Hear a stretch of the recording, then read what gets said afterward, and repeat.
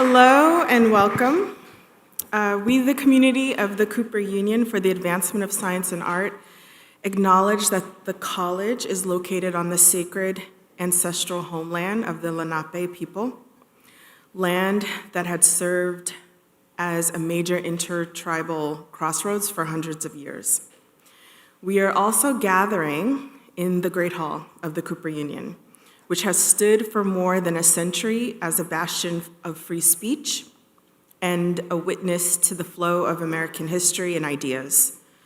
The Great Hall was the platform for some of the earliest workers' rights campaign and the birth of the NAACP, the women's suffrage movement, and the American Red Cross.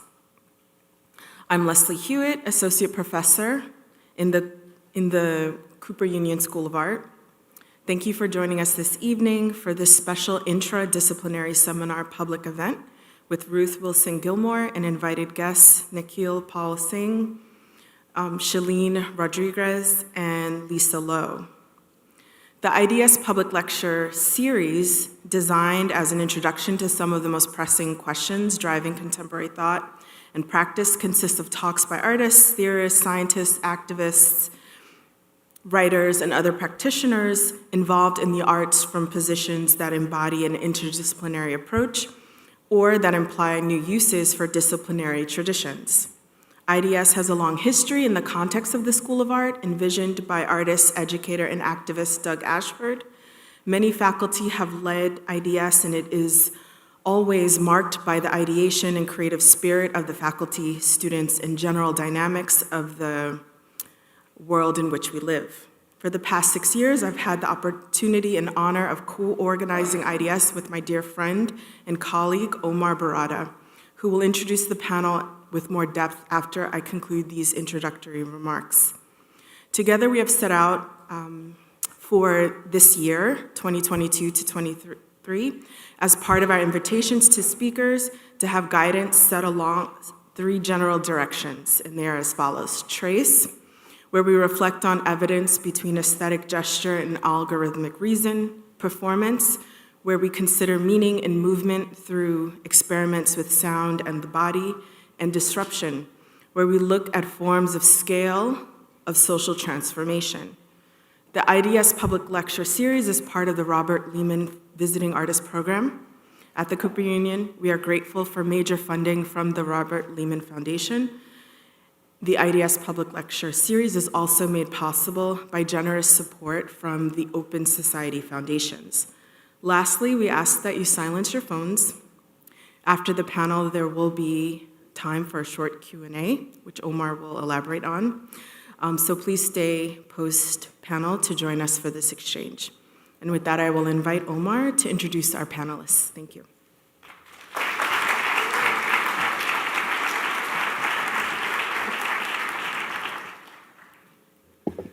Hello, everybody.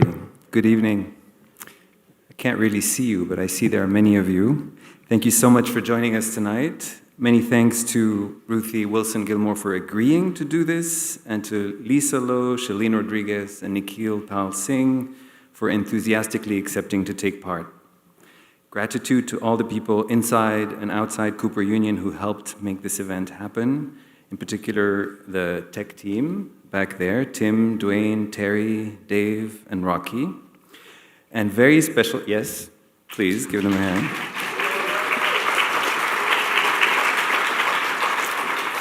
And very special thanks to Kim Newman and the Communications and Public Programs team for co-sponsoring and co-organizing the event with Leslie and myself.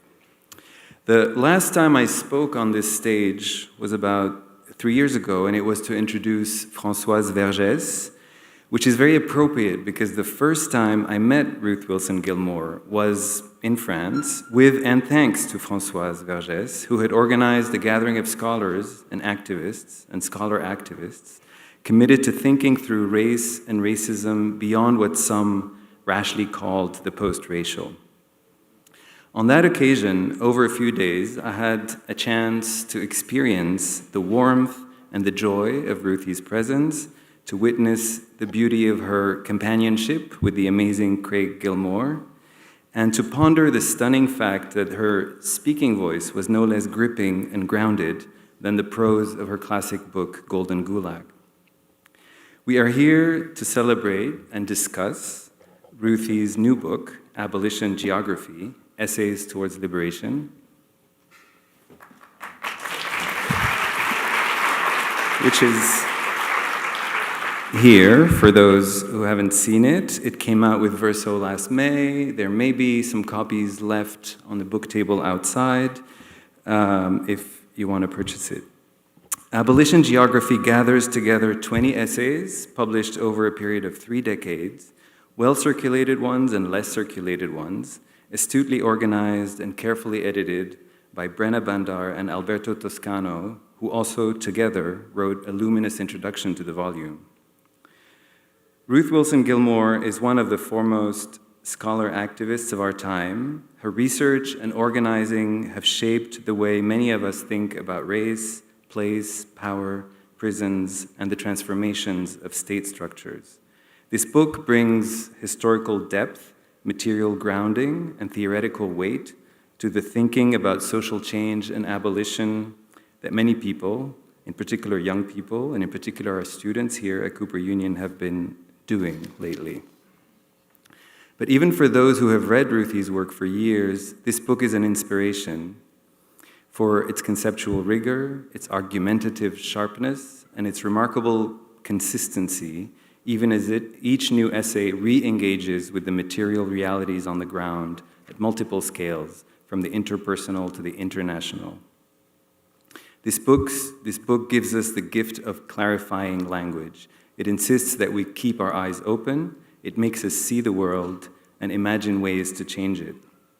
I have a few more words to say, but I'd like to invite Ruthie and our guests to join me on stage before I read their bios.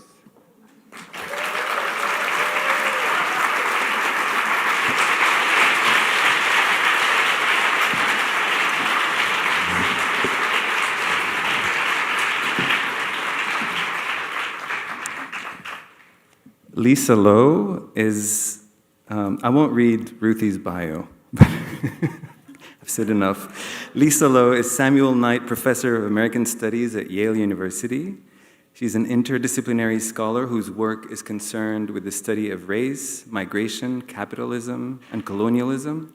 She's the author of Critical Terrains, French and British Orientalisms, Immigrant Acts on Asian American Cultural Politics, and more recently, The Intimacies of Four Continents. Nikhil Pal Singh is Professor of Social and Cultural Analysis and History at NYU and Faculty Director of NYU's Prison Education Program. He's the author, among others, of Black is a Country and Race and America's Long War.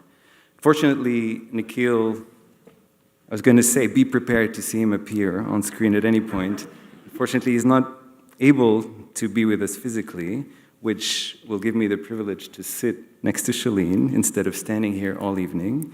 But luckily, Nikhil has been able to join us on screen. Shalene Rodriguez is an artist, educator, writer, and community organizer based in the Bronx.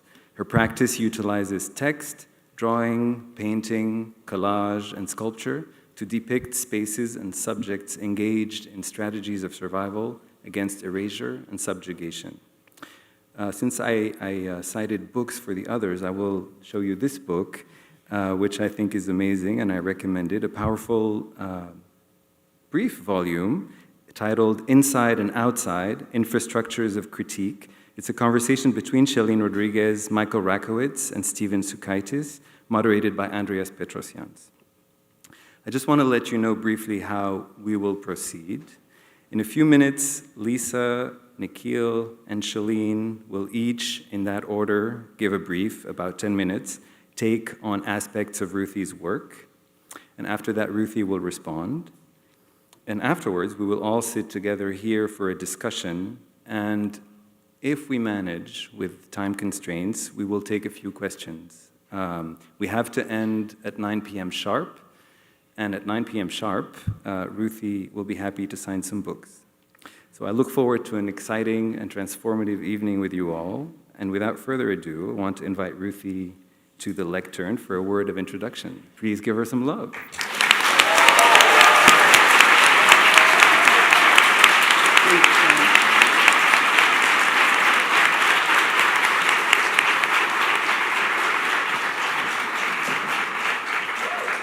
Good evening. It's so good to be here. Thanks for coming out. Thanks for lining up patiently. Thanks for having your Vax cards. Thank you, thank you, thank you. I am only up here at this point in the program to say many thanks to all of you for being here, to Omar and Leslie for organizing this splendid evening. I am so touched and honored. I'm particularly honored to stand on a stage from which Frederick Douglass offered remarks towards liberation, and like to think that we are continuing that work always. More thanks go to Alberto Toscano and Brenna Bendar, who, as Omar mentioned, put together this book. It was their idea. Brenna was working on a project with Rafif Ziada called, oh gosh, I just went for it. Pardon me? Revolutionary Feminisms. Ooh, stage fright. Somebody in the audience asked me if I still suffer from stage fright. Now you know for a fact, I do. And Brenna and Rafif were diligently reading all the work of all the people they planned to interview. But, as Omar suggested, not all of my work is easy to find. Alberto is good at finding things that are difficult to find. So as Alberto came up with things and handed them, I imagine, across the kitchen table to Brenna, the idea started to percolate in their minds that perhaps all these things should be together in one volume. And they took the idea to Rosie Warren, fantastic editor at Verso, who agreed enthusiastically, and then they brought the idea to me. And at first I said, well, let me think about it. And then I talked it over with my partner and co-conspirator in all things, Craig Gilmore, who said, what are you thinking about? So the book is here. So I think all of those people who I've mentioned, also Patrick Didaw, who did amazing work on the book, Dan O'Connor, whose patience with us as we got through the typesetting and page editing process was incredible, Melissa Weiss for the beautiful cover. And I also want to mention, although this is not about the book per se, that the picture of you see, a picture of me you all see in my fantastic Dwayne Reed glaucoma sunglasses. $15 with the rhinestones. That picture was taken by a young, amazing photographer and artist, and scientist actually, who's based in the UK, named Amal Saeed. So shout out to Amal Saeed for that photograph. And finally, I want to thank my comrades who have become friends over the years, dear friends, Lisa Lowe, Nikhil Pal Singh, and Shalene Rodriguez, for agreeing to be on this adventure with us tonight. Thanks.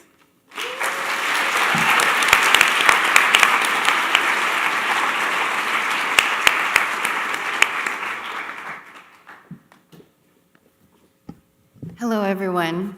It's really such an honor and a pleasure to be part of this book launch and this discussion, to have the opportunity to engage, admire, and appreciate Ruth Wilson Gilmore's contributions, both to carceral studies and to the prison abolition movement. Ruthie, as you know, has devoted decades to the study of the prison industrial complex and to organizing for its abolition, and her famous formulations that capitalism requires inequality and racism enshrines it, and that racism is the state-sanctioned or extra-legal production and exploitation of group-differentiated vulnerability to premature death, have instructed generations of scholars, students, and activists, including myself. Now, 3 decades of her essays are available to inspire new generations of students, scholars, and activists.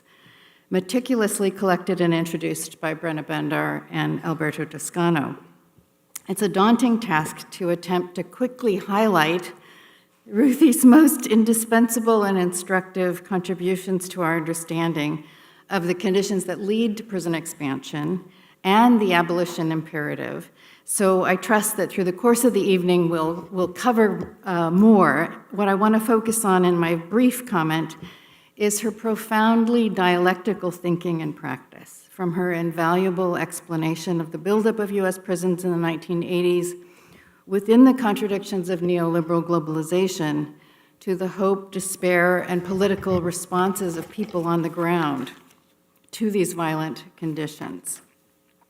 Part of Ruthie's commitment to thinking and acting dialectically means that she approaches prisons systematically within the behemoth of globalizing racial capitalism. Prison buildup in the 1980s expresses what she characterizes as a shift from military Keynesianism to post-Keynesian militarism, or the U.S. post-war racial state's structural adjustment from the welfare-warfare state to the workfare-warfare state that leads to the organized abandonment and organized violence of the anti-state state.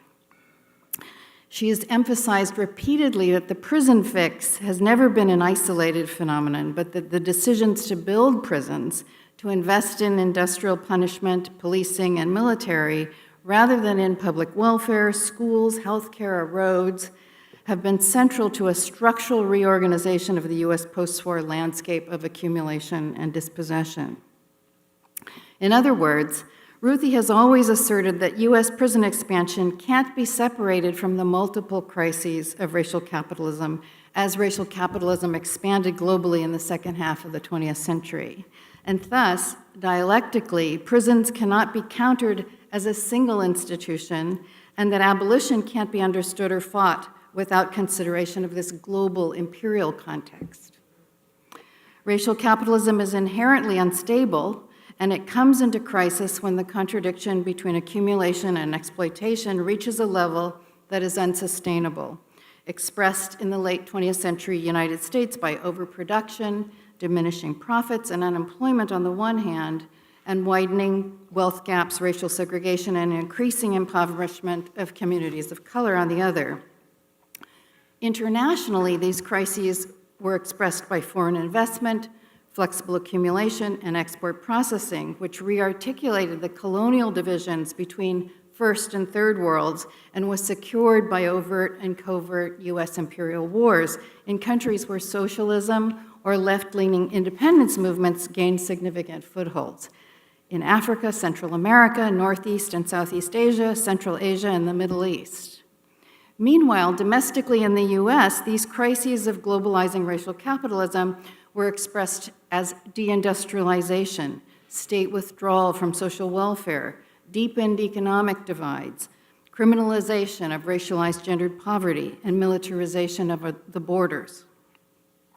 Yet while some declared that globalization meant the end of the nation state, Ruthie has always pointed out that even as the traditional role of the state changes, the state does not become less powerful. To the contrary, the state expands and fortifies as it reorganizes. And it's precisely in prison buildup that we observe the apotheosis of the state's means to restructure both criminal justice and the political economy in order to safeguard capital and exert social controls.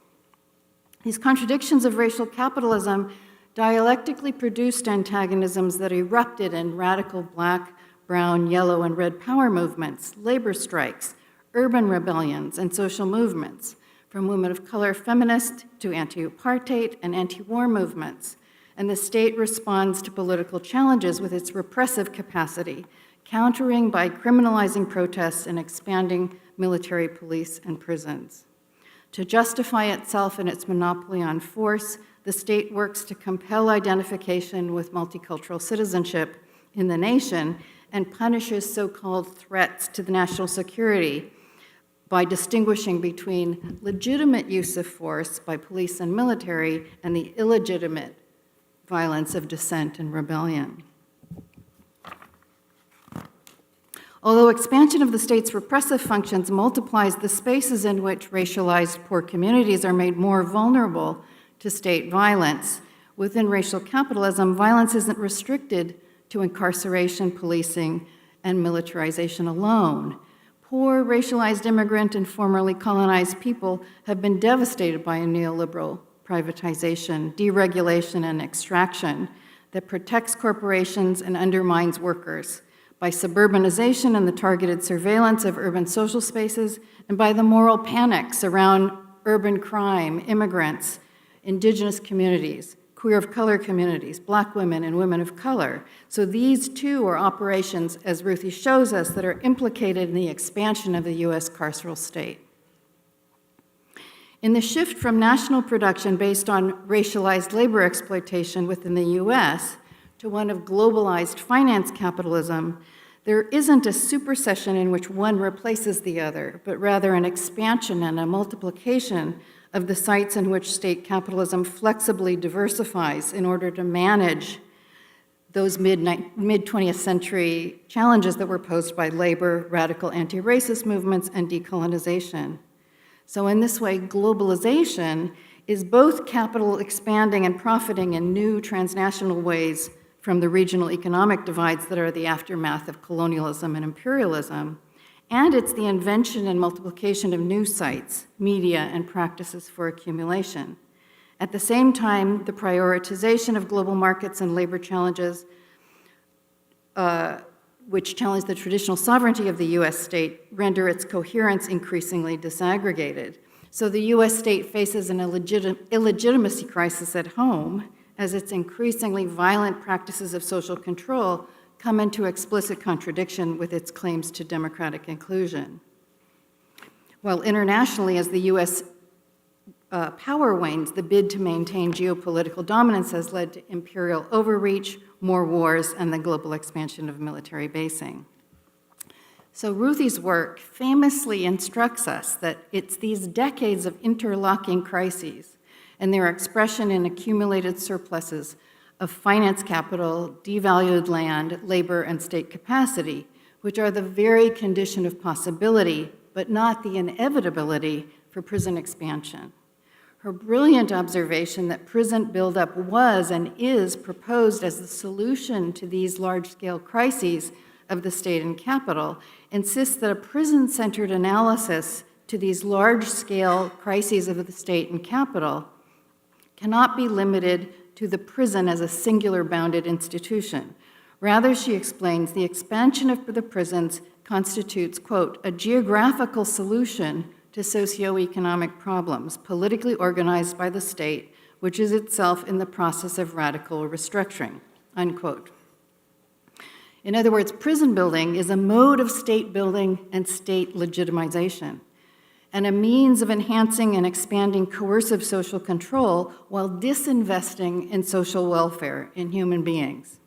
In several of the essays collected in this treasured volume, she refers to prison expansion as a form of structural adjustment, which of course connects it with the austerity programs that the US, through the World Bank and IMF, imposes on other nations so that it can profit from how those states must administer their economies, their goods, utilities, and services. That is, prison expansion is a program of structural adjustment that the US imposes on its own society. When the rate of profit began to fall and de jure apartheid came apart, when it was no longer possible for the capitalist class to accumulate in the same ways, the state attempted to resolve these crises not through expanding social welfare, but through structural adjustment that invests in the repressive arms of the state, such as prisons, police, and border regimes. Yet Ruthie is eloquent and explicit that abolition doesn't involve merely putting an end to prisons. It must mean forging robust alternative social institutions and relations that do not yet exist. Abolition, she says, is not simply the absence of prisons, policing, and criminalization. It's the presence of abundant social relations of care, mutuality, interdependence that make punishment and incarceration unnecessary. Abolition eliminates the racial capitalist social order that produces vast wealth accumulation for the few and vulnerability for the many, that violently enforces and deepens those conditions. It's a program of creation that requires a rich social imaginary, bounded neither by the nationalist terms of the current social order nor the capitalist terms for envisioning the global. To evoke this forging of social relations of abundance that do not yet exist, Ruthie refers to the building of schools that was part of the vision of Black Reconstruction and to the projects for ongoing liberation in Palestine. Quote, the projects are about having a plan to win, meaning what will you do the day after you win? What will already be here? And the day after that, and the day after that, unquote. She exhorts us to create now the practical conditions for what will come after. In our current moment of widening, untenable racial divisions between rich and poor, propertied and houseless, we must connect the dots between the criminalization of labor strikes, the tear gassing of indigenous water protectors, the police murders of unarmed Black people, and the vulnerability of Black, Latinx, and migrant communities to incarceration. We know that the extraordinary expansion of prisons accompanies decades of public disinvestment. Rather than building flourishing public schools, universal health care, providing access to food and housing, budgets have increased for military, police, and prisons. We know that the normalization of increased policing and surveillance of Black, Muslim, and immigrant communities at home accompanies the expanded use of militarized counterinsurgency methods internationally. Abolition is not only an argument against policing and prisons, it's an argument for redirecting the resources that go to criminalization and militarized empire into provisions for a society that cherishes the survival of not only human, but more than human worlds. It means a true redistribution of resources to create well-being, opportunities, and services based in traditions of community care and transformative justice. Ruthie instructs us that abolition requires connections across different struggles, communities, and geographies to connect the dots between interlocking social, economic, and political contradictions to address the complex conditions for which prison expansion is posed as the solution. She insists that precisely because globalized racial capitalism builds on the history of colonialism and operates through newly differentiated logics, our analytic frames and organizing practices likewise can't be limited to a single logic, scale, or issue or national framework. Links and solidarities are imperative. It's crucial to organize across connected locations and issues, from racism and police brutality, indigenous sovereignty and environmental destruction, to migrant detention and anti-imperialism. She speaks about the need to jump scales in thinking and organizing if we're to address these differentiated ways that global capitalism is organized and reproduces itself. She points out that this linking and movement across scales is not only necessary because geographical space is continually partitioned and repartitioned, but also because actually living struggles cannot be totally contained by these partitions or scalar classifications.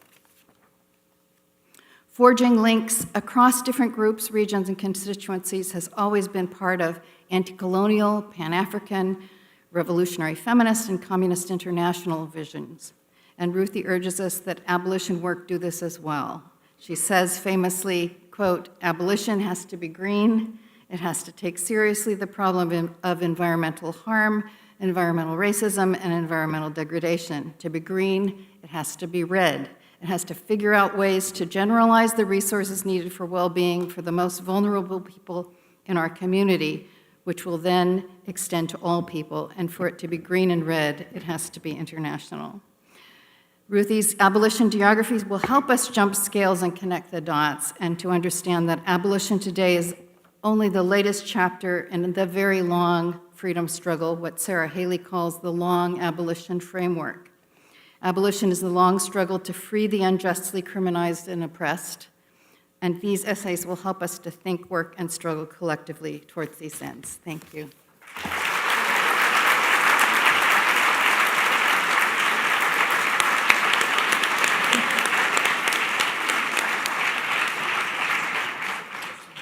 Okay. I hope everyone can hear me. It's very strange. I'm sitting in a room by myself. I want to begin by thanking Omar and Leslie for inviting me and Cooper Union for hosting this wonderful event. I'm so sorry that I can't be there in person to celebrate with my dearest comrade Ruthie, but it's a real honor to be included in this discussion in any way that I can be from this distance.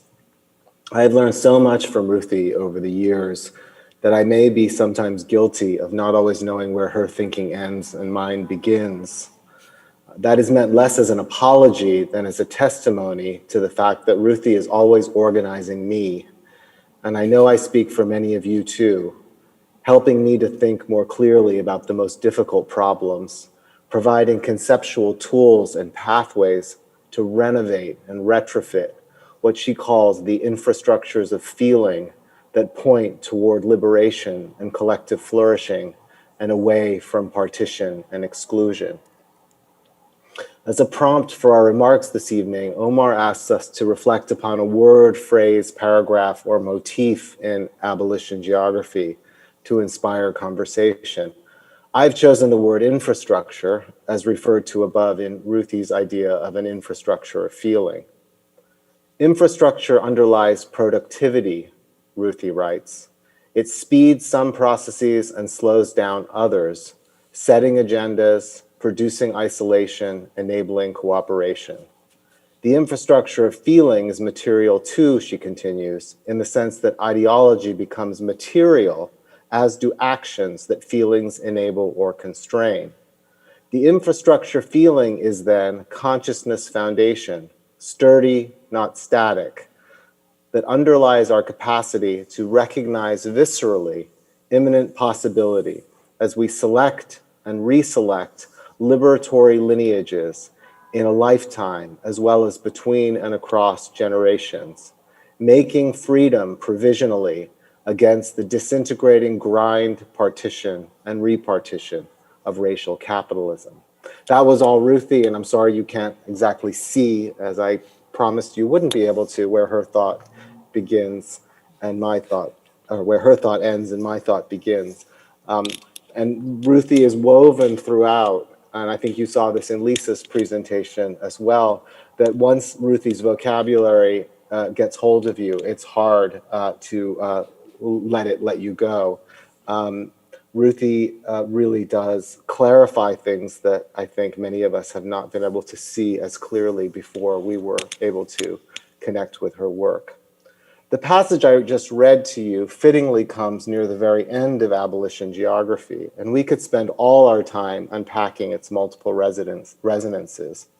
For infrastructure of feeling, as embodied in collective experiments like the mothers reclaiming our children who organize, assemble, and ride the bus at the opening and the close of Golden Gulag, is a dialectical figure.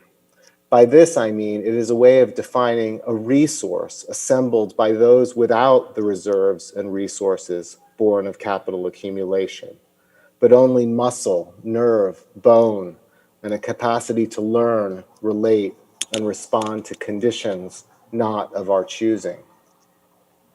The other, more well-known type of infrastructure enables another form of production and productivity, one that is social without being collective. These infrastructures are ones that are designed to channel life into the valorization of propertied order, to arrest the movement of some people, to ensure the circulation and accumulation of money and things in the hands of others, and to divide an otherwise boundless collectivity in a manner that ensures the pacification of a mostly supine majority. In another essay from Abolition Geography, Ruthie and her lifelong collaborator and comrade, Craig Gilmore, describe this second type of infrastructure in sharp terms. Quote, "The state's management of racial categories is analogous to the management of highways or ports or telecommunication. Racist ideological and material practices are infrastructure that needs to be updated, upgraded, modernized periodically. This is what is meant by racialization." So here are two massively important ideas. One, infrastructures of feeling that those who are without reserves must constantly renovate against our own destitution. And two, the imminent production of race and racism as an infrastructural feature of capitalist civilization. The first, in Ruthie's rendering, allows us to understand something called the Black radical tradition, an idea that comes from her friend and comrade and teacher, Cedric Robinson, who many of you know. And to understand the Black radical tradition as less as an ontology rooted in or reactive to continuous racial torment and insult, than a process born of conscious selections and rediscoveries of valued ancestors, a kind of open source software available to all. The second type of infrastructure, and the second reflection on infrastructure as race and racism, allows us to unknot one of the thorniest and least well-answered problem in the human sciences. Why does racial domination persist and constantly renew itself? Ruthie has a great deal to say about both of these things, but I want to dwell for a minute on the second question. In probably her most oft-quoted conceptual formulation that Lisa also referenced, Ruthie defines racism as the state-sanctioned and/or extra-legal production and exploitation of group-differentiated vulnerabilities to premature death in distinct yet densely connected political geographies. This formulation is at once sparse and capacious, nominalist and universalist. Note, for example, the terms black and white do not appear within it. What makes racism durable is not color, let alone biology, or even permanently fixed disparities, but rather a continued investment in and renewal of capacities to partition, differentiate, and dispose in service to and management of capitalist inequality, pushing the costs, as Ruthie puts it, of a monetized and profit-driven world onto those who cannot reach the variable levers of power that might relieve them of those costs. Though Ruthie herself is endlessly fashionable, let me just say that this is not a particularly fashionable idea. It is important, however, to underline some important distinctions. Recall earlier references to infrastructure as something that is both ideological and material, a concretization, a literal concretization of thoughts, feelings, and filiations.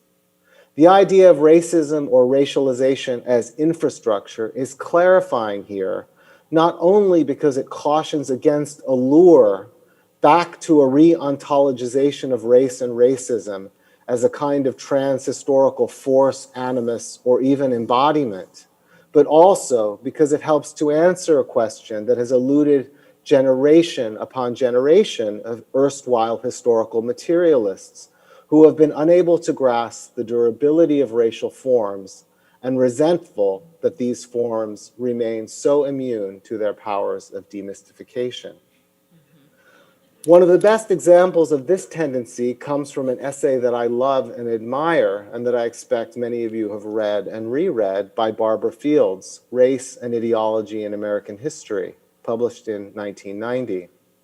We are fundamentally mistaken, Fields writes in that essay, if we think the chief business of slavery was the production of white supremacy, rather than the production of cotton, sugar, rice, and tobacco. Slavery, in short, was driven by directly economic valuations and interests. Fields goes on to argue that any tendency to identify what is essentially a moral discourse, anti-Black racism, as either a cause or even durable or lasting effect, akin to what she calls a garment handed down through time unchanged, is an idealist error, one that redoubles racist mystification of these objective interests and determinants. It is a very important caution, and I like to teach this essay because I think there's a lot in it. Against assertions of the thick material force of racist culture or ideology, Fields emphasizes rationalist demystification of race and racism as willful cognitive errors or conjuring tricks, that is, racecraft, in her latest book, in the service of labor exploitation and class rule. Now, let me just say you could do worse than this analysis, much worse.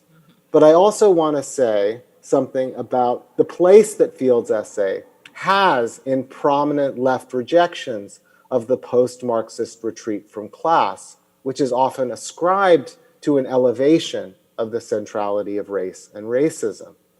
Such an approach seeks to reclaim the blunt mechanism of Marx's base superstructure metaphor in the hope of reasserting the given primacy of working class interests that can be translated into political terms.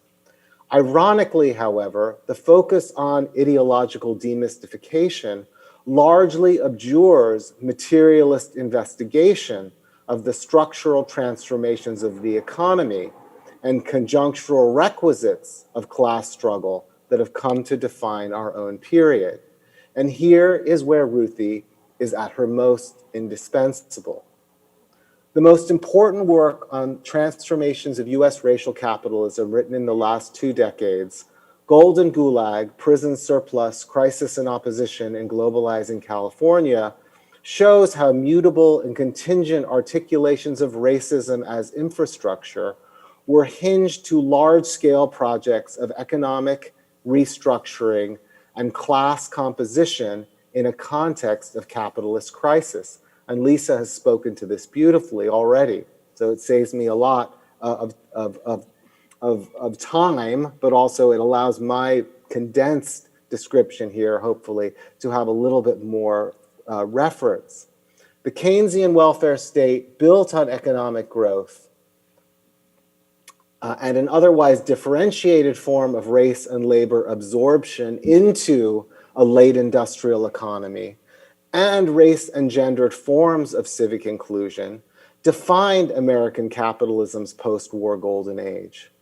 Undone by low growth and high inflation and broadly worsening life chances for working and unemployed people of all colors, post-Keynesian monetarism was accompanied by a further displacement into what Gilmore calls post-Keynesian militarism.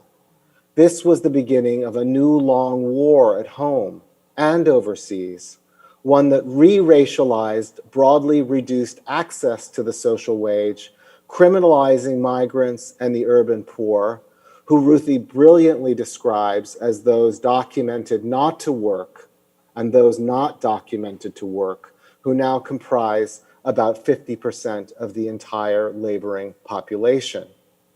And then also providing a sop of prison construction and guard labor to deindustrialize hinterlands, all sites of premature death in US urban and rural regions abandoned by capital and the state in the seismic upheavals we call globalization. And there I'm quoting Ruthie again.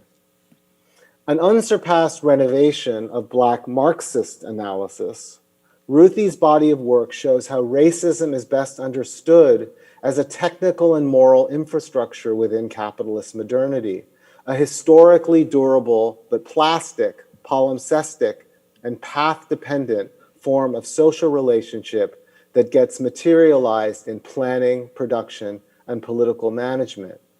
Racism is a social form that repeats, not only because it has been constructed from prior stories, but also because it lingers in the material ordering of social space. She might thus agree with Barbara Fields. Slavery was neither designed nor determined by preset racist ideas handed down through time.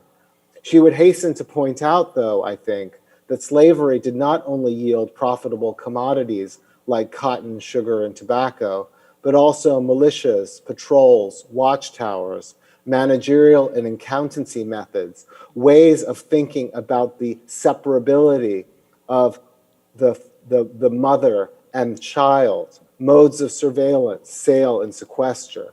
In short, functional and enduring pathways for the enrichment, employment, movement, arrest, and containment of people and things, sustained by and reinforcing group-differentiated life chances. As for the infrastructures of feeling, well, I think that is what we have gathered here tonight with Ruthie to keep renovating and renewing. The perennial challenge of the left is solidarity of collective purpose across a multitude of differences. Ruthie's work in the ways it moves across and within scales, the way it thinks conceptually and abstractly in pointillist detail that brings to life ordinary struggles, is one of the best set of tools that we have for developing that imperative. I hope you all have a wonderful evening. I'll do my best to participate from this terrible Zoom prison that I'm in, and have a great time, and thank you for listening to me.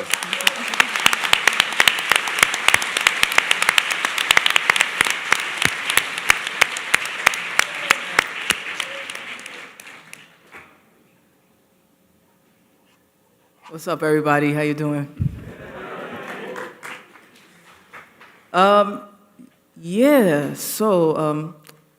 First I'll say thank you, Ruthie, for giving me the space to come up here and say some nice things about you. And thank you to you, Omar, and Leslie, and Cooper, and the whole 9 yards. So I made a little presentation. We could just get started. Seeing alongside Ruth Wilson Gilmore. There's so much to say about my relationship with Ruthie, how we come together as comrades, how we think and imagine together. But first, I think I should thank the 2 people who introduced us. It was Howard Singerman, chair of the MFA program at Hunter College, that put me on Ruthie's radar. It was geographer Maria Alexandra Garcia, who first handed me a crusty, grease-stained PDF copy of the essay, Globalization in U.S. Prison Growth, from military Keynesianism to post-Keynesian militarism, which you can read in the book. I got my hands on Golden Gulag much later, so my gratitude to you both.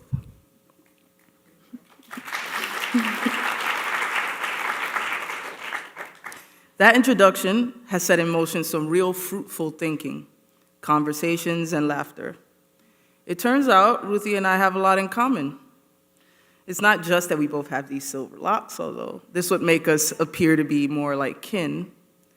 We both kind of did the school thing later in life. Ruthie begins her graduate studies as a geographer at 43. I parlayed a GED into a BFA and then an MFA in my mid-30s. More than these surface commonalities, what we share is the belief in what the faculty of looking can accomplish. I don't just mean seeing, I mean really fucking looking, deeply. It involves more than the eye, a deep looking, and how that shapes us as a geographer, as organizers, as teachers, and as artists. At root, I believe that Ruthie and I locate the strength of this faculty in being materialists, that is to say, Marxists, communists, unapologetically. Our eyes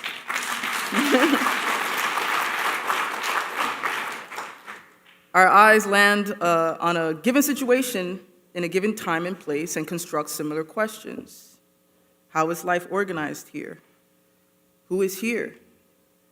What is their story? How are we here together? What are the conditions we are being in here like? How are these conditions affecting our being? How is being in this space together changing over time, and so on? I hadn't really realized how much geographers could teach me how to see. But that has been the case. My ongoing dialogue with Ruthie, for example, and with her writing has challenged my looking.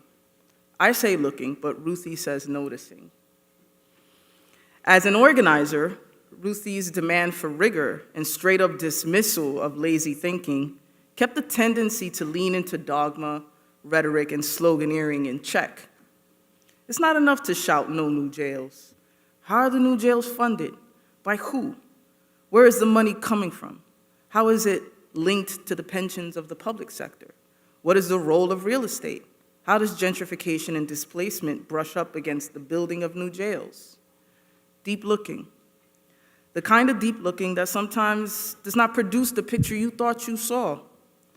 A kind of deep looking that will often land you in the rich terrain of contradictions, where shit gets real.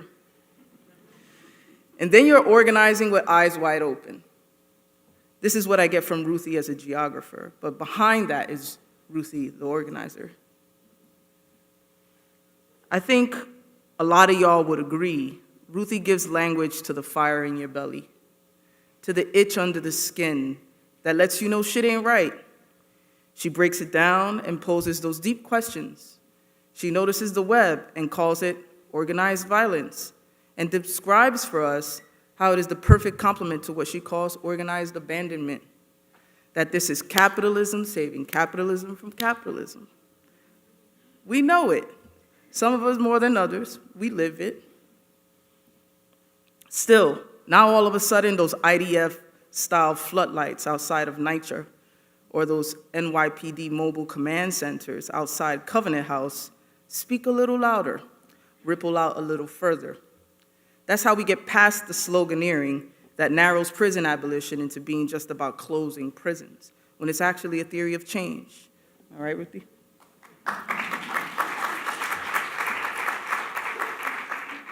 It's important to note that Ruthie dedicated this book to all the teachers, and if you get you a copy, you'll see it's in the notes.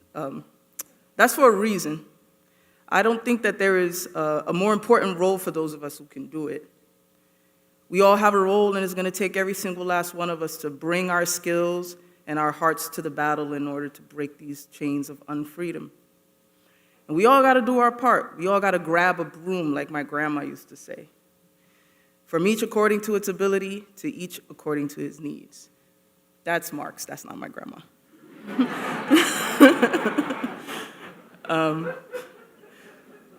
But teaching doesn't just happen in a classroom or in academia. I mean teaching the way Walter Rodney meant it, from the campuses of Tanzania to the gullies of Jamaica, anywhere people will sit down and discuss together. A basement, a taqueria, a dusty plaza in the middle of Fordham Road. I think this is what one does with deep seeing, deep sharing. We counter their web of organized violence and abandonment through the constant reweaving of the social fabric. People power. Ruthie has spilled her teachings onto movement work globally, from California to Harlem, to Lisbon, to Brazil, to the Bronx. She has grounded and picked up lifelong comrades along the way. Ruthie challenges the way the role of teacher or professor has been constricted.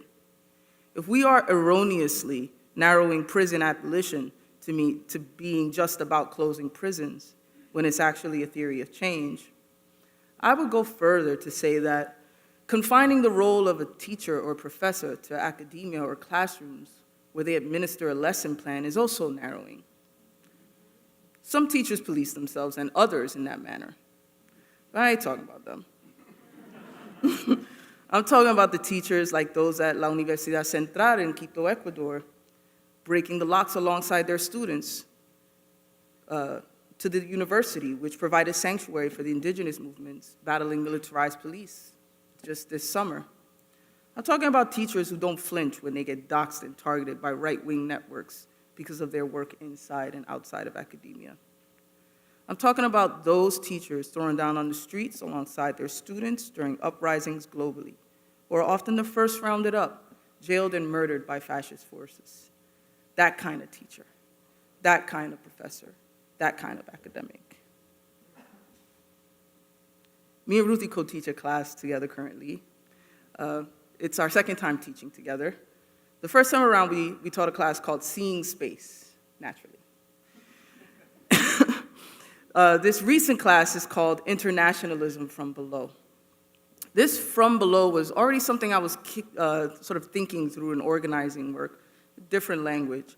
Part of the framework for Strike MoMA in 2021 relied on collaborative thinking alongside Decolonize This Place, which called for interconnected struggle, meaning the potential for the multitudes who live, work and struggle on the periphery in the city to form a block against the interlocking directorate, that network of ruling class who control the city via their philanthropic seats on the board of every institution in this city. I believe Ruthie would call that the shadow state. As an artist, all of this seeing and experiencing permeates my work.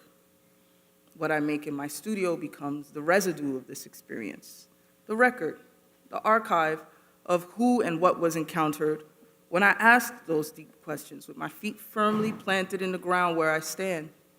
For me, that continues to be the Bronx. Those questions hover around the potential for interconnected struggle. When I ask, how is life organized here? I see organized abandonment. When I ask, who is here? Well, those Black descendants of the migrants from Jim Crow South and Puerto Ricans are now sharing space with Dominicans, Senegalese, Ghanaians, Mexicans, Garifuna, Bangladeshi, Guatemalans, and folks from Yemen and more. A third world on the periphery. Here lies the potential for internationalism from below. What is their story? Deindustrialization, mass incarceration in the war on drugs, massive displacement because of settler colonization and disaster capitalism, climate catastrophe, imperialist intervention, destabilized economies because of colonial extraction of resources, war, et cetera, et cetera, et cetera. Answering these questions brings me back to deep looking and to noticing. And Ruthie said it best in her last essay in the book, Abolition, Geography, and the Problem of Innocence. What it is that I think we both do as geographer, artist, teacher, and as organizers. We are, quote, noticing how relationships of unfreedom consolidate and stretch, but not for the purpose of documenting misery. Rather, the point is to identify central contradictions, inherent vices, and regimes of dispossession, but also urgently to show how radical consciousness in action resolves into liberated lifeways, however provisional, present, and past. And Ruthie drops the mic.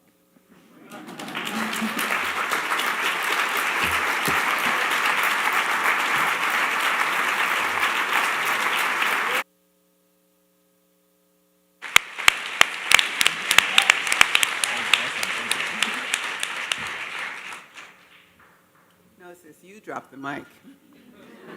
As a matter of fact, there was a lot of mic dropping this last hour or so that we've been together. And first of all, I want to say thank you again. Thank you, Lisa. Thank you, Nikhil. I hope you're listening in. Thank you, Shalene. Thank you, everybody. I'm not sure what I should talk about because I'm kind of overwhelmed, but I'm overwhelmed with excitement by hearing the liveliness that these essays, old and new, have brought to the thinking and understanding and organizing of people for whom I have such great, great respect and affection, and who are comrades, as I said to you earlier, in all the struggles. But I think maybe I'll just lift up a few themes, and then we're going to all talk together for a while, and we can see where the themes go. So I had made a note to myself that I was going to talk about how abolition has to be green, red, and international, and Lisa took care of that for me. So that's already covered. And I was going to talk a little bit about infrastructures of feeling, and Nikhil took care of that for me. And I was going to talk a little bit about the urgency of learning, which means that people have to be teachers. And I don't mean certified teachers, I mean teachers in all these different ways. And Shalene took care of that for me. So I don't have that much work to do up here.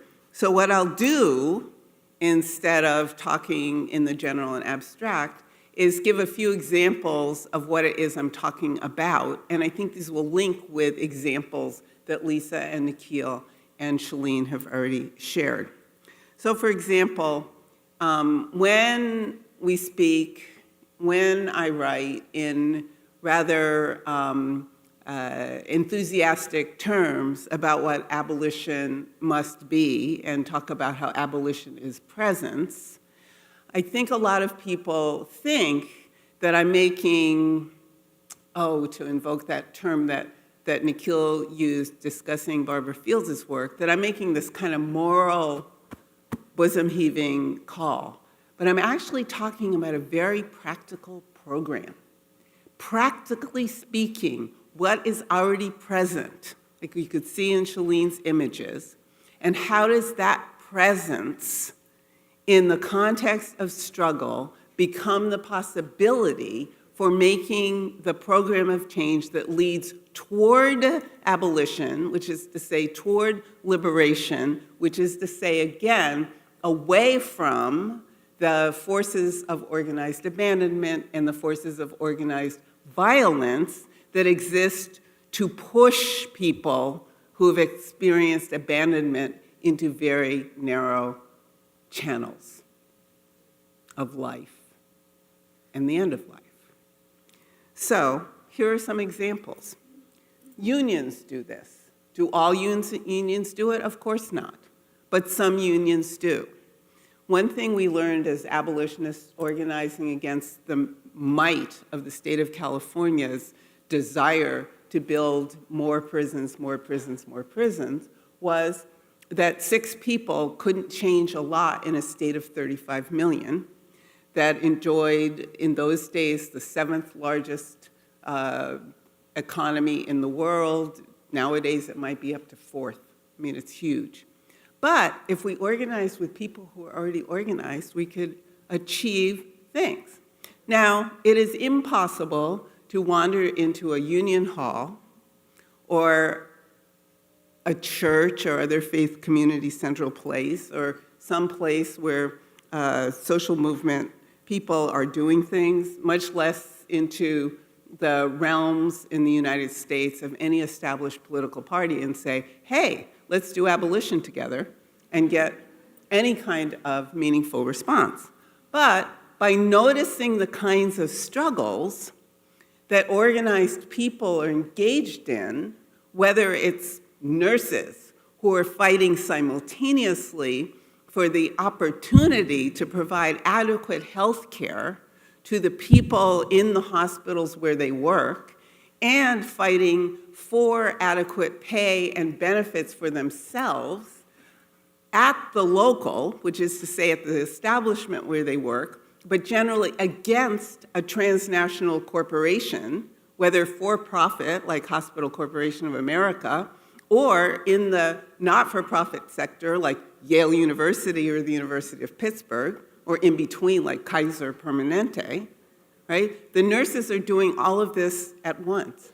And indeed, in addition, we know that many people who are in the nursing professions in the United States and in many other parts of the world are themselves long-distance migrants. They are long-distance migrants who have moved sometimes in order to take advantage of opportunities in a new place, but often also to send remittances back home, where the remittances are a major source of external revenue, which is to say the countries export the workers and get back the remittances.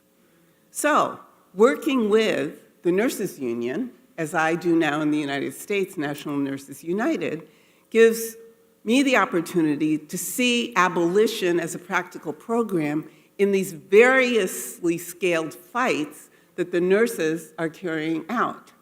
And if you doubt whether it's possible for a US-wide union to come to a series of resolutions that show, at least in part, an abolitionist horizon ahead, then read the resolutions that the union passed last January, and you will see the truth of it, even though it is also true that many nurses share households with cops. All of these things are true. The contradictions are deep. So that's an example. We can take examples from other institutional forms. So we could leave the United States and go to the fabled state of Kerala in India, a place that looms large in the imagination of many of us who strongly desire a state that more often than not is more for than against the people who live there, and the proof of it is in the kinds of provisioning available to those who are residents in the state. And we can look at an example from 2021 when India was going through a really devastating period of COVID, I think it was the Delta strain at that time, that Kerala was one of the fairly large-scale formations within India that was producing oxygen that's necessary to survive COVID when it gets particularly bad. They were producing it and making it available to anybody within the area, not within the borders, but who could be reached by the oxygen or could get to the oxygen and use it. So that's another example. This is a horizon, a practical program with a horizon of abolition. Or same place, same period, Delta, India, another group, completely different institutional formation, Sikh communities also produced oxygen and made it available to anybody. One did not have to be a member of the Sikh community to avail themselves of oxygen that was produced by the community. So these are examples of what I'm talking about. There are many, many others. I just want to say one last thing so that we can open up our discussion. There are so many different kinds of social movements alive and pretty well, I think, on the surface of the planet these days. And it's often hard to tell because there are so many defeats that we're constantly reeling from. And while taking the defeats seriously and learning from them in order to figure out how to fight better, we also might pay close attention to the kinds of self-organized activity, whether in the so-called shack dweller movement in South Africa or the MST in Brazil, or other various formations, political parties that are not Democrats or Republicans, but like communists, socialists, and others who are doing work that, again, has an abolitionist horizon to it, because the practical program is one that is intended always to produce something better for people as soon as possible. It's not all the dream of the future, but the dream of a future shapes rather significantly the way people envision and then put into motion the projects that they have devised. These days, we're going through a period of rising fascism all over the place, and rising fascism goes hand in hand with repartition and deepening borders, renewal and renovation of hierarchy, and it's not only about white people and not white people, as Nikhil sort of suggested in his remarks when he said that my definition doesn't say white and black. It doesn't, and it never will. So I'll give you another example from the subcontinent, and that is the people who are being rendered stateless in Assam. And this is a project of what I understand to be racialization, and I don't want to get into hair splitting over whether or not the practices that result in the de-stateization of people in Assam is like racism in the United States. My point is it produces the same kinds of outcomes. Analytically, it makes sense to think this way. Or we can think about the denationalization of people of Haitian descent in the Dominican Republic. Or we can think about the deportation of people of Jamaican and more generally Afro descent from the UK. We can think about these things all over the world, all over the world. all over the world. And every single time we can think about it, we can see the possibility of forging the kinds of solidarity necessary for us to do what we need to do, which is change everything.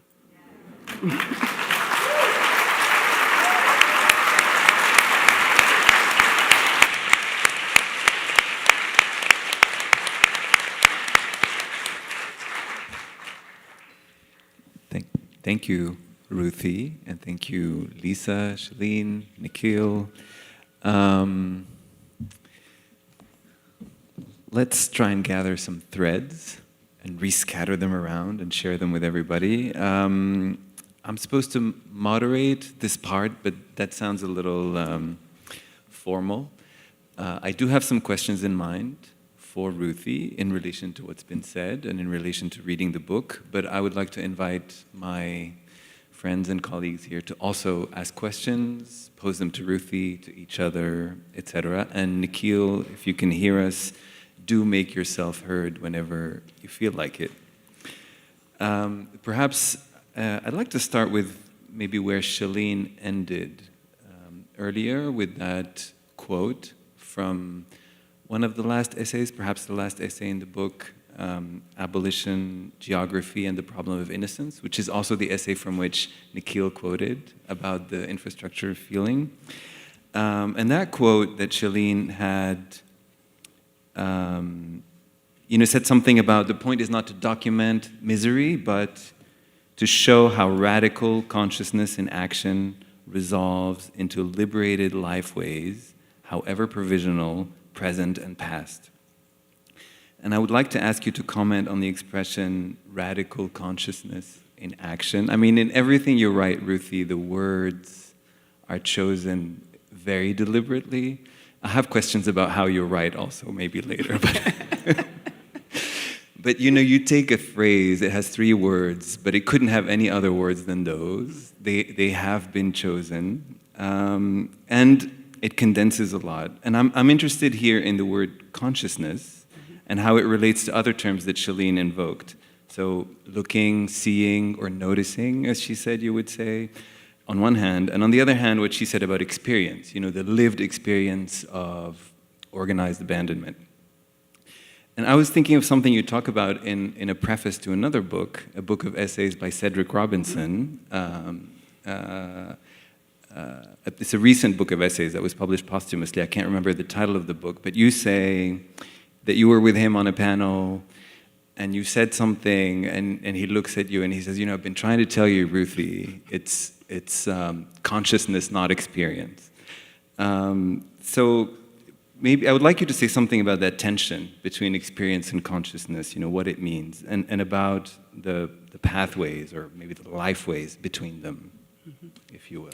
Great question, and a few people in the audience know this was a topic of conversation that was quite intense only yesterday. Oh. Are you here? Tell only us more. Yesterday. So obviously this is something that we must discuss more.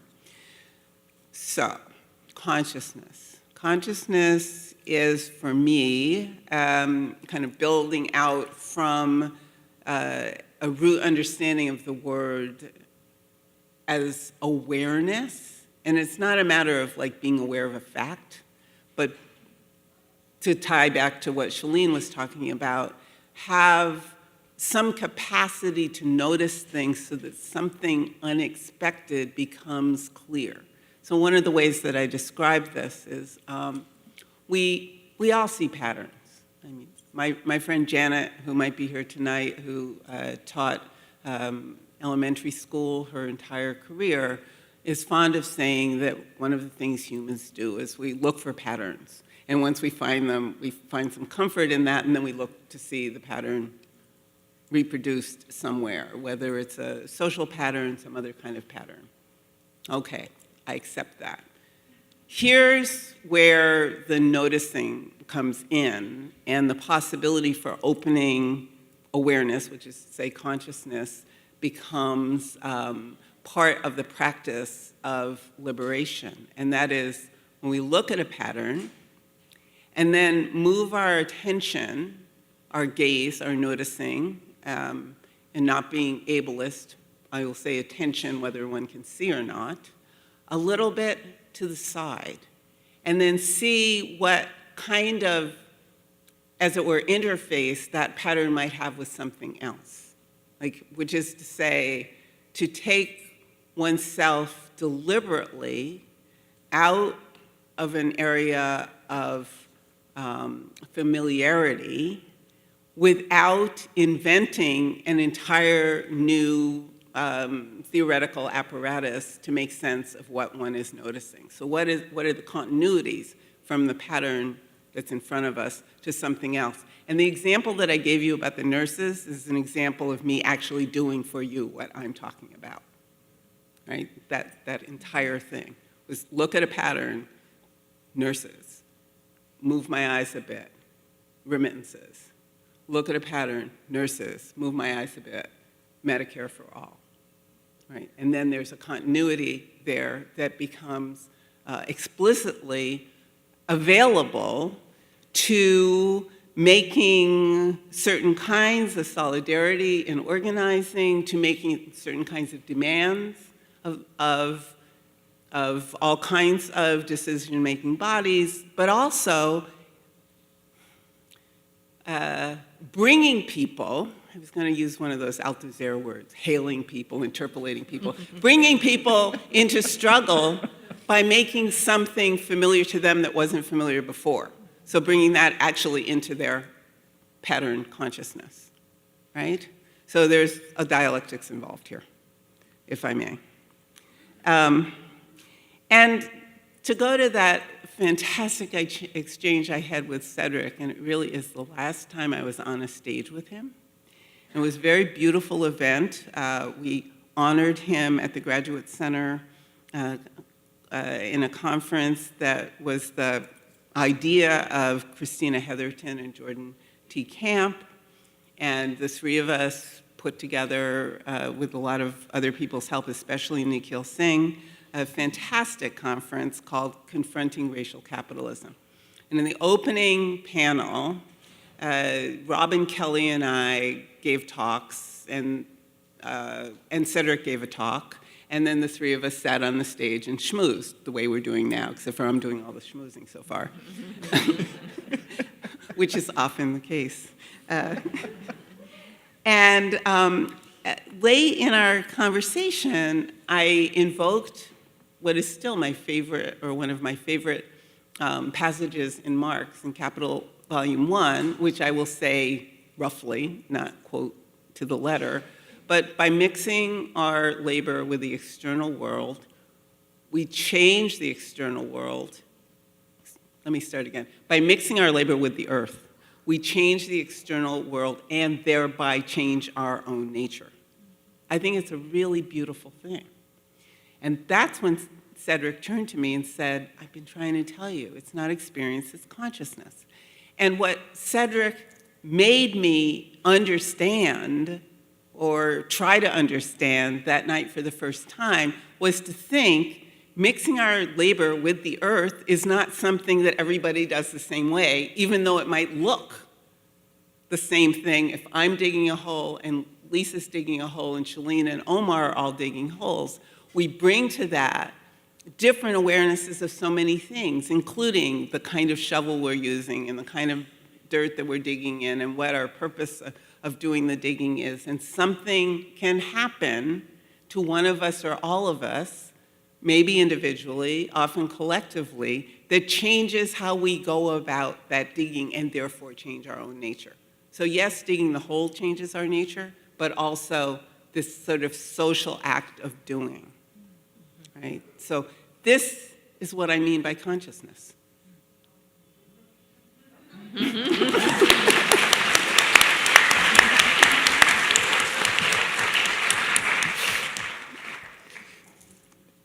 I'm liking this. Maybe I'll ask a second question. And please feel free to interrupt or to say if you want to say something. I want to go back to your famed definition of racism that has already been read a couple of times tonight. It is, I mean, I first read it in Golden Gulag, and in Golden Gulag, it appears as racism is the state-sanctioned. I'll read it slower than it has been read before for people who don't know it. Racism is a state-sanctioned or extra-legal production and exploitation of group-differentiated vulnerability to premature death. But before Golden Gulag, this definition had appeared in a slightly different form, and it's the one that Nikhil read. In an earlier essay that's in this book, the essay is from 2002, it's called Race and Globalization, and it goes, racism is the state-sanctioned and or extra-legal production and exploitation of group-differentiated vulnerabilities to premature death in distinct yet densely interconnected political geographies. And so I bring this up for the last phrase, in distinct yet densely interconnected political geographies, just to tie things back to some of the things that Lisa talked about in terms of, for instance, she said something about how you describe the prison expansion or the prison fix in a homology or as a kind of structural adjustment at home. So this policy that was exerted on third world countries, but like at home. I mean, a lot of your work concerns itself with highlighting and activating interconnections between distinct political geographies. In another one of the essays here, the one called Globalization and U.S. Prison Growth, you write, California's prison expansion must be situated in the political economic geography of globalization if its full significance is to be understood. And that's in 1998. So, I mean, one might think you have worked mostly in the US and in California on these questions of prison, et cetera, but in reality, this internationalist outlook undergirds your work like, from the beginning, really. And I'd like you to say something about that, these interconnected, distinct yet densely interconnected political geographies. Sure, I'll say two things. The first thing is, I wish I hadn't dropped that final phrase, ever. This is not to make you regret that I asked this question. No. But I did no, notice. it's been brought to my attention before. It might interest all of you to know that when I was finishing up the final edits on Golden Gulag, I had this fantastic copy editor named Peter Dreyer, who I thank in the acknowledgments, who was not having any of my definition of racism. He was not having it. So we fought and fought and fought, and mostly he improved the book. I mean, he was great at asking good questions and even making good recommendations when I was having a hard time being crystal clear about what I was trying to say. But he was not having this definition. And he just kept saying, it's wrong, I'm a descendant of Boers, South Africa, it's wrong. And it's like, dude, why do you think it wasn't racial when the Brits came and like slaughtered y'all? Like, do you think, because you're white today, that didn't save you then, so you're not thinking about race right, you're thinking about color, right? Anyway, we went back and forth, and somewhere in there, I like let my guard slip and let the densely interconnected political geographies slip. But I want to say something, because I have a memory that won't quit. First time I ever heard Lisa read that definition out loud was when she was presenting the John Hope Franklin Book Award to my dear comrade and friend Julie C. And so I was sitting in the audience, and Lisa got up to present the Franklin Award, and she used the whole definition in describing what, in Lisa's view and the committee's view, Julie had achieved in her fantastic book, Noxious New York. And it really thrilled me, because it was the first time I kind of hit it, ran into it, kind of, as it were, in the wilds of the ASA. And then the second thing I want to say about that definition is its origin came out of something I read, I think in my first year in geography graduate school. A an article by Mike Greenberg and Donna Schneider called Violence in American Cities, Young Black Men is the answer, but what was the question? It's a good piece. You should all read it. It's from like 1991 or something. And in reading that piece, which just completely riveted my imagination, I got to this vulnerability to premature death. That's not, original to me, that kind of thinking. I think it turns up in the recharged genocide complaint that Robeson and other communists took to the United Nations in 1951.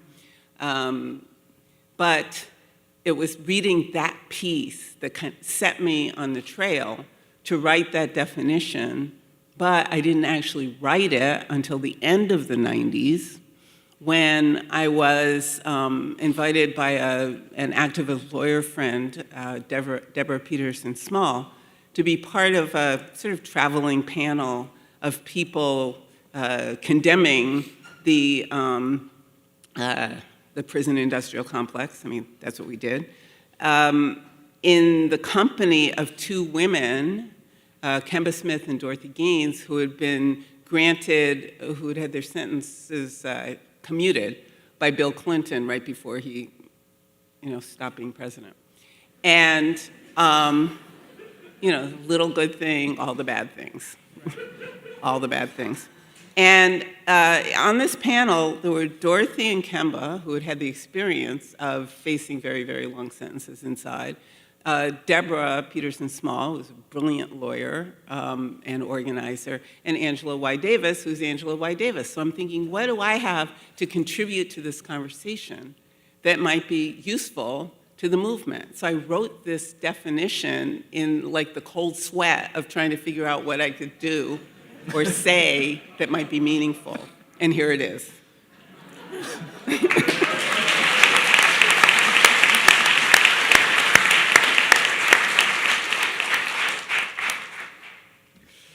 And here we are. And here we are. Anybody have anything? Should I keep going for now? Ruthie, you honored us once before at Cooper Union, at IDS, the IDS Lecture Series. Leslie and I invited you a little more than 3 years ago. It was in the other auditorium across the street. It was an amazing lecture. It was called Seeing, the Problem. And and Shalene was there. And I think that was the other year you were teaching together. And among the many insights of that lecture, you offered us a powerful theatrical metaphor by setting up an opposition between recitation and rehearsal. Something like the difference between reciting the misery, to go back to that image, that we are subjected to, versus rehearsing the life we want to build. And I've been obsessed with that idea since then, and I believe, maybe from hearing one of the numerous podcasts that you've been interviewed on in the last couple of years, I believe you've been working on it as well, or thinking about it, but I don't know in what ways exactly. And I'd love you to share something about where that thinking is taking you, perhaps in relation to your idea that abolition is life in rehearsal, for instance. And maybe I should add that in reading the essays in this book, Abolition Geography, I thought again a lot about this question of rehearsal, because as one navigates through the texts, which were written over a period of 30 years, it's fascinating to see how certain ideas, certain terms, certain phrases, certain arguments get kind of worked and reworked, return, but with variations in varying contexts, within different kinds of overarching arguments. So it's like watching a theoretical edifice being built over 3 decades, but it never gets finished. It's never a finished standing, it's never a finished kind of like a finalized building. It's more like a living body that keeps rehearsing itself in a way. So rehearsal appears as a form of action, both I mean, even within the thinking and the writing. And after all, the subtitle of the book is Essays Towards Liberation. There's always this kind of horizon. Okay.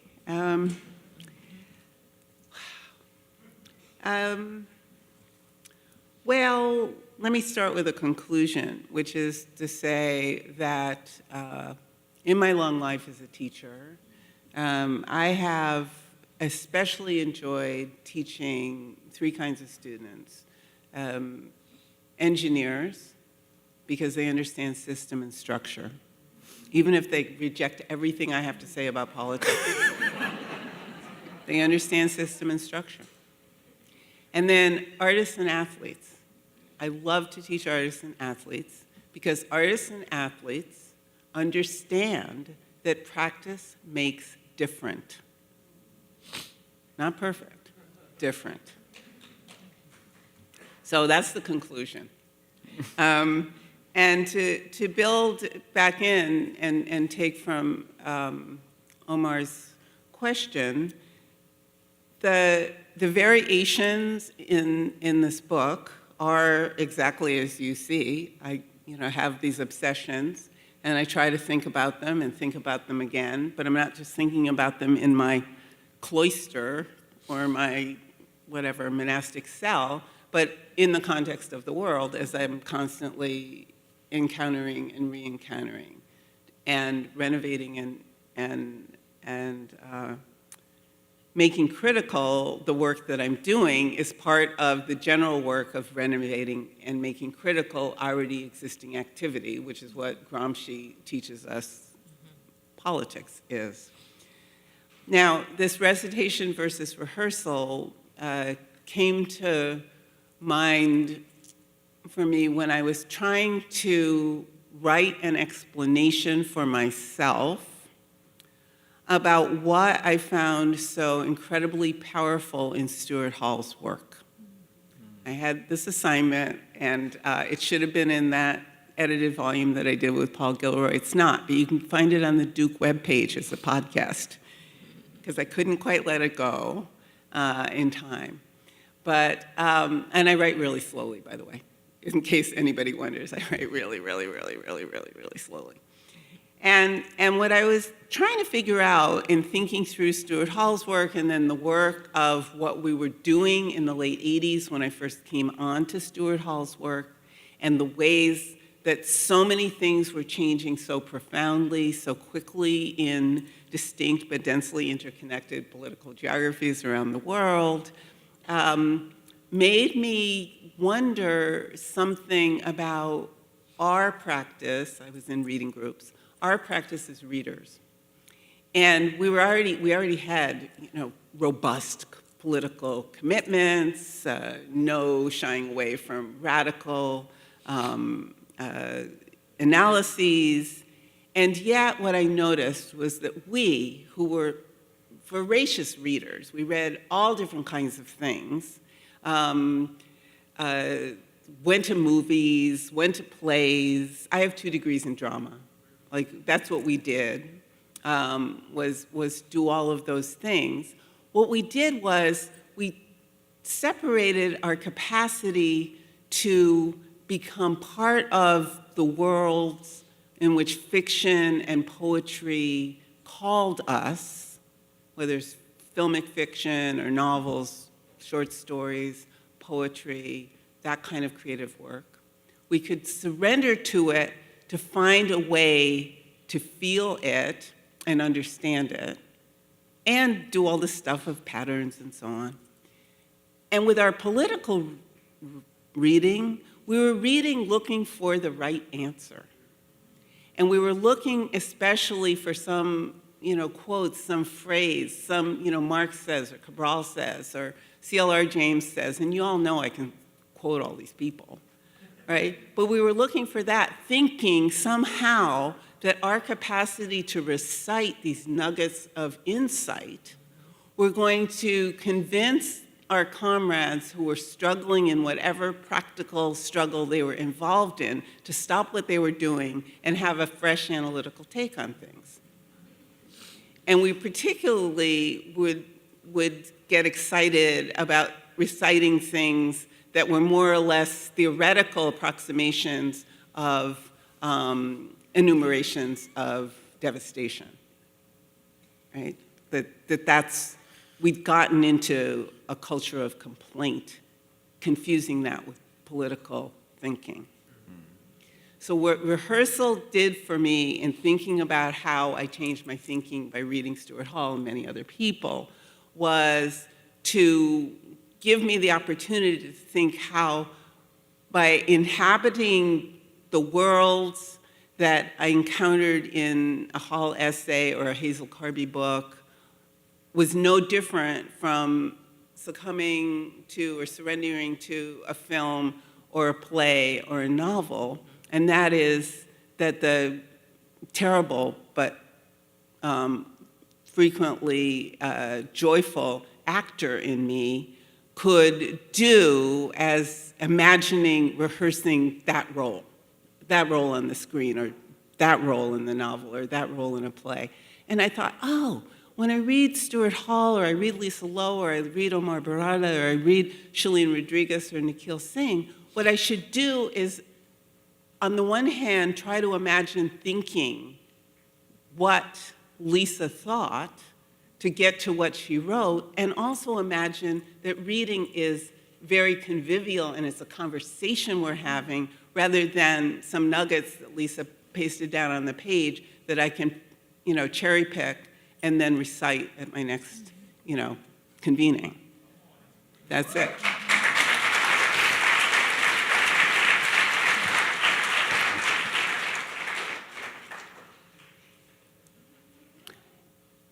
And we have 9 minutes until our hard out. So I also want to say a name that was like huge in my formation, Brecht. Brecht.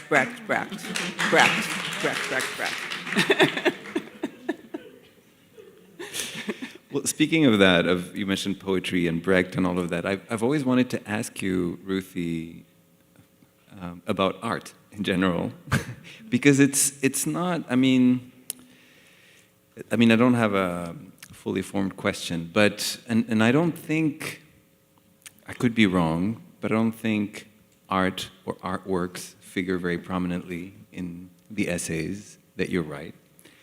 But I have had opportunity to hear you speak about artworks on various occasions, including formal occasions. I remember one time at the New School, you talking about Maria Teresa Alves's Seeds of Change project.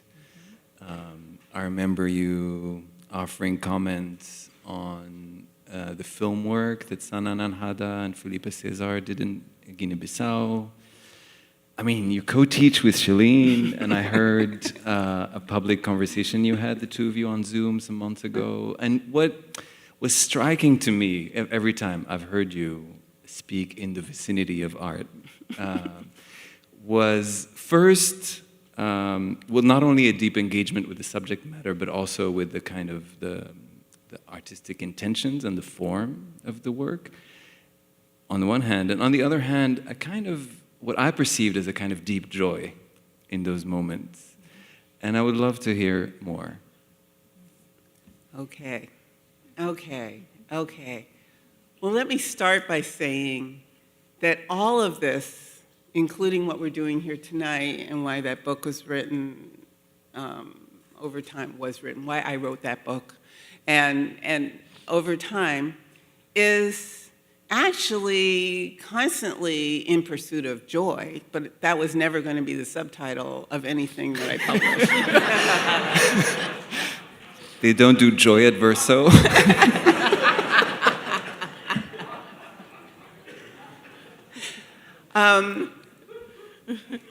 So that's the first thing. I can't even remotely imagine being the being I have been becoming for 72 and a half years without art and imaginative energies and thinking about how things are made, being part of how I am in the world. And when I say thinking about how things are made, I mean not only thinking about, say, a film by Sana, how we made the film, why it affects me as it does, what kinds of decisions I see a filmmaker or a cinematographer or somebody else making, but also thinking about how thinking about art also gives us a facility for thinking about life. Not because art is a corrective to life, but because it kind of fires up a kind of energy that is appropriately without conclusion, and that then we should carry into our political work instead of being distressed or dismayed at the lack of conclusion, right? I mean, these are some things, and I'm still not trying to say, and therefore art is good for you. Although I think art is actually good for you, but it's not quite the same as vitamins. It's better. It's better.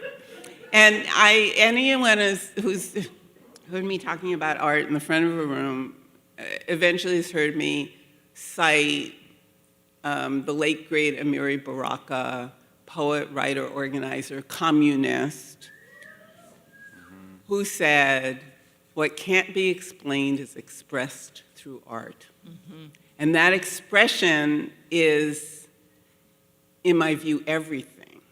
It's everything. And I want to add one last thing I was thinking about, the not documenting devastation point that you raised earlier. It's refusing to document devastation doesn't mean to pretend there isn't devastation. That's got nothing to do with anything. But rather, thinking that listing devastation is what is likely to motivate people to say, oh, we got to stop that, let's get organized. Every so often, people come out in the street in the face of that, like we saw in the summer of 2020, but generally not so much as against the practical program of struggle that in its fullest expression is actually working against devastation, but not because of a list, right? Not because of a documented list. So, these are some of the things that I think about when thinking about art and thinking, I'm a card-carrying social scientist with 2 degrees in art. So I don't really belong anywhere, which is a good thing, not a bad thing. And I want to kind of leave us with the image that Shalene put up of her work. There's one, what's it called, India and Bangladesh on, what's the name of the street? On Pugsley. Yeah, on Pugsley. That's what I'm talking about. Like, look at that, and then look at it again, and look at it again, and what do you notice, and what do you notice, and what do you notice? And then what do you think about the artist making that? Pick up a book, same thing. How did that book get made? Look at the world, same thing. How did this world get made? I mean, there really is a continuity here that we should use. We should use. That's what I really liked about that.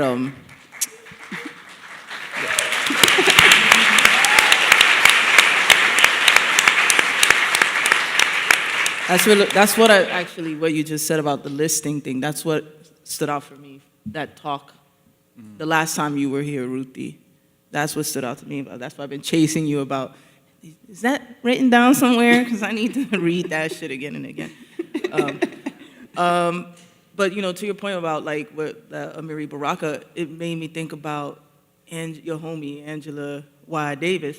I saw her speak in Texas a few years ago, and this thing about the artist came up, and she said that the ability of the artist, like the art and the artists, are important because the ability that the artist has is the capacity to see and the capacity to imagine, and that capacity is like. It makes art and artists like light bearers, which is important. because it's what sort of like grows imagination. And if we don't have that, if we don't center that in some capacity or in some kind of way, then we can't imagine our way out of our current conditions. And so, I always like to say, like, organize, but whenever this shit gets too difficult, I turn to poetry, I turn to art. I'm like, okay, I can't deal with this shit no more. I'm going to my studio, don't bother me, kind of shit. So, just that. We will end there, my friends.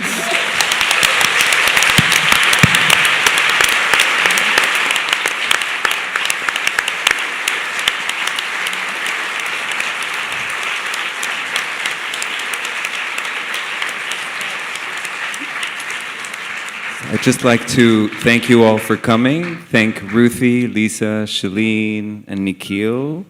The AV team, the cleaning workers will come after we're gone. Just a couple quick announcements. I want to encourage you to keep an eye out for the good things that 2023 will bring. Chief among them, Ruthie's next book, Change Everything, Racial Capitalism and the Case for Abolition. Haymarket. But also, Shalene's solo show at PPOW Gallery. That's in March. In March 2023. Nikhil Pal Singh's Reconstructing Democracy, Black Intellectuals in the American Century, also 2023. Lisa, I didn't ask you, do you have something coming up in 2023? You'll have to find that out for yourselves. I would like also two things: to announce our next IDS lecture next week, Thursday, 7 p.m. in the Rose Auditorium across the street. We will have Palestinian writer Adania Shibli. Her lecture is titled Language Has No Throat.